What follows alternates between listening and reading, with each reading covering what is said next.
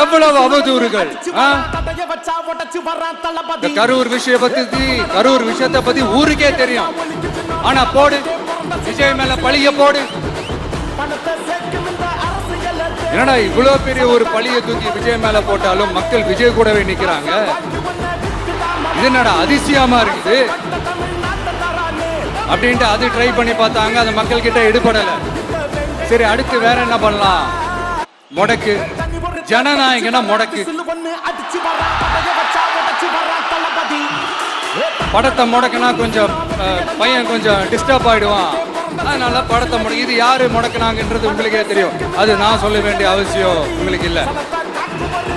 ஆனா என்னடா இவன் படத்தை முடக்கினாலும் அவன் பாட்டுக்கு அதை கண்டுக்காம அவன் பாட்டுக்கு வேலையை பார்த்துட்டு போயிட்டே இருக்கான். அதுவும் எடுபடலை. சரி, அடுத்து வேற என்ன பண்ணலாம்? போடு, SOPன்னு ஒண்ணு போடு.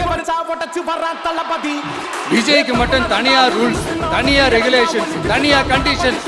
அவனுக்கு மட்டும் போடு. மற்ற கட்சிகள்லாம் விடு. விஜய்க்கு மட்டும் தனி கண்டிஷன்ஸ் போடு. அவன் வெளியவே வரக்கூடாது, மக்களை சந்திக்கவே கூடாது. என்னாச்சு? அதுவும் எடுபடல. சரி, அடுத்து வேற என்ன பண்ணலாம்?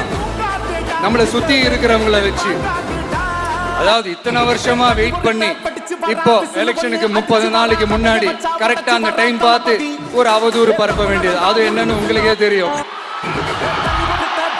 அதுவும் மக்கள் கிட்ட எடுபடல. அது மாதிரி எத்தனை சோதனைகள், எத்தனை வேதனைகள் நீங்க கொடுத்தாலும் இந்த திமுக நாளையோ இல்ல இந்த பாஜக நாளையோ இல்ல இந்த மற்ற பலர்னாலேயோ இல்ல எந்த